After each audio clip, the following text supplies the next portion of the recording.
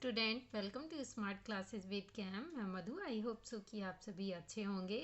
तो स्टूडेंट, लिखा हुआ तो आपको दिख ही गया होगा कि आज हम किसके बारे में डिस्कस करने वाले हैं और ये किस चीज़ के लिए ज़रूरी होता है। सबसे पहले हमारे लिए जानना ये बहुत ज़रूरी है। ओके, तो देखिए, जब भी हम इलेक्ट्रॉनिक विन्यास करते हैं, इलेक्ट्रॉनिक कॉन्फ़िगरेशन जब हम करते हैं तो दो तरीके से कर सकते हैं। एक तो हम KLMN, जिसे कि हम कोश बोलते हैं, शेल, उससे कर सकते हैं मेथड से, या फिर हम कर सकते हैं उपकोश सब सेल के मेथड से। ठीक है, जो कि SPDF की फॉर्म में होता है। ओके, तो सबसे पहले आप ये देख लीजिए कि जो हमारा कोश है, ठीक है, उसमें हम KLMN के नंबर जो होते हैं 2, 16, 32, ठीक है। KLMN का जो कोश होता है उसमें हम 2, 8, 16 और 32, यानी कि टोटल हम 1 to 16 जो एलिमेंट्स होते हैं उन्हीं को कर सकते हैं। ओके, तो अब एलिमेंट्स तो हमारे 118 है, तो अभी 16 कहाँ 118, तो इसीलिए क्या होता है कि हम इलेक्ट्रॉनिक कॉन्फ़िगरेशन को शेल के मेथड से ना करके हम सब सेल के मेथड से करते हैं। सब सेल यानी कि हमारी उपकोश, जिन्हें हम क्या बोलते हैं, SPDF, जो कि एक स्मॉल लेटर्स में होती हैं और जिनके जो हमारे नंबर्स होते हैं वो क्या होते हैं, 2, 6, 10, 14 होते हैं। ओके, और इसी मेथड से हमारा क्या है, 118 जो हमारे एलिमेंट होते हैं वो पूरे भर जाते हैं। ठीक है, तो मैं मधु लेकर आई हूँ आपके लिए एक सिंपल सी ट्रिक, जिसे अगर आपने एक बार देख लिया तो आई होप कि आप जीवन में कभी अव्वाव का नियम, या फिर उससे भी इम्पोर्टेंट है कि SPDF का मेथड कभी भी नहीं भूलेंगे। जहाँ भी आएगा फटाक से क्या है, आप उसे कर देंगे। तो चलिए, आपका टाइम बहुत ही इम्पोर्टेंट है, तो मैं वीडियो को ज़्यादा लॉन्ग नहीं करना चाहती हूँ। तो चलिए वीडियो को स्टार्ट करते हैं। ओके, अब्बाउ का नियम। अब्बाउ का जो नियम होता है वो अब्बाउ नाम के ही एक साइंटिस्ट हैं, उन्हीं ने अपने नाम पर इस प्रिंसिपल को दिया हुआ है। ठीक है, अब्बाउ एक जर्मन भाषा का शब्द है। ओके, जिसका अर्थ क्या होता है, रचना करना। ओके, जिसे हम अपने इलेक्ट्रॉनिक विन्यास के क्या है, बढ़ते हुए क्रम में तत्वों को रखते हैं, तो हम क्या है, इस प्रिंसिपल का यूज़ करते हैं। ओके, अब इलेक्ट्रॉनिक विन्यास भी हम सभी जानते हैं और उसका बढ़ता हुआ क्रम भी हम जानते हैं। जब 1 है तो 2 भी आएगा, 3 भी आएगा, 4 भी आएगा। इसी तरीके से क्या है, हम 118 एलिमेंट्स को कंप्लीट कर लेते हैं। ठीक है, तो आप देखिए वो ट्रिक्स एंड मेथड जो है वो क्या है, बहुत ही सिंपल सा है। स्क्रीनशॉट लेना बहुत ज़रूरी है ताकि आप इसे बाद में भी देख सको, लेकिन उससे पहले ज़रूरी है कि आप उस मेथड को समझो। लास्ट में आप स्क्रीनशॉट ले लेना आराम से। ठीक है, तो अभी आपको क्या करना है, मेथड समझना है। तो वो मेथड आपके सामने ये है कंप्लीटली।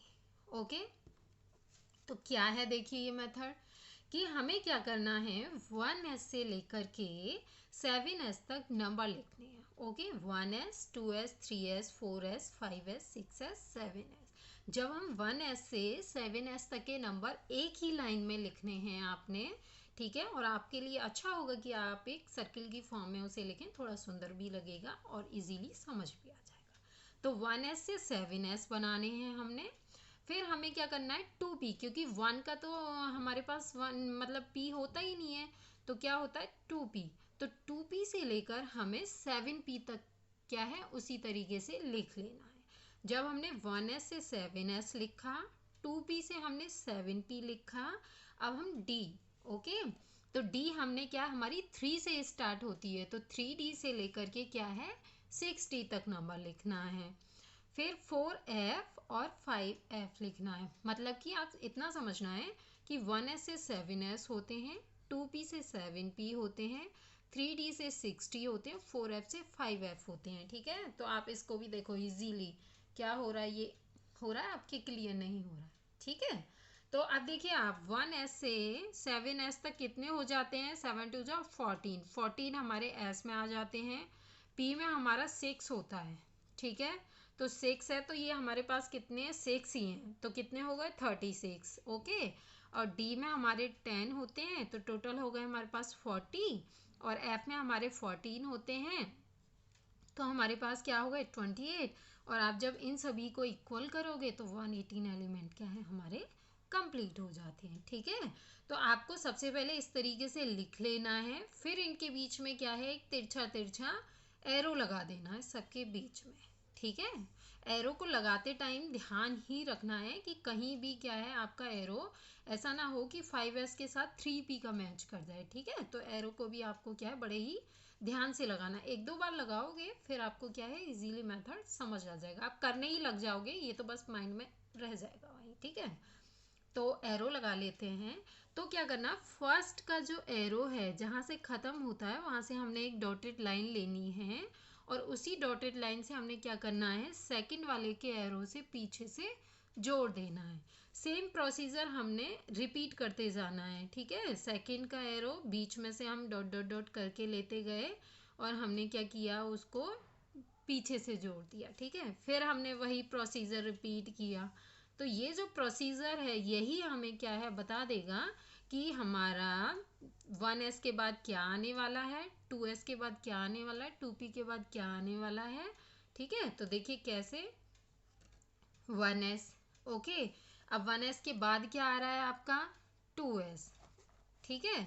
तो देखो यहाँ पे मैंने इसे लिखा भी है आपके लिए कि 1S 2S, ठीक है। फिर आया हमारा 2P, तो 2P आ गया, 3S, फिर 3P, 4S, 3D, 4P, 5S, 4D, 5P, 6S, 4F, 5D, 6P, 7S, 5F, 6D और आपका 7P, ठीक है।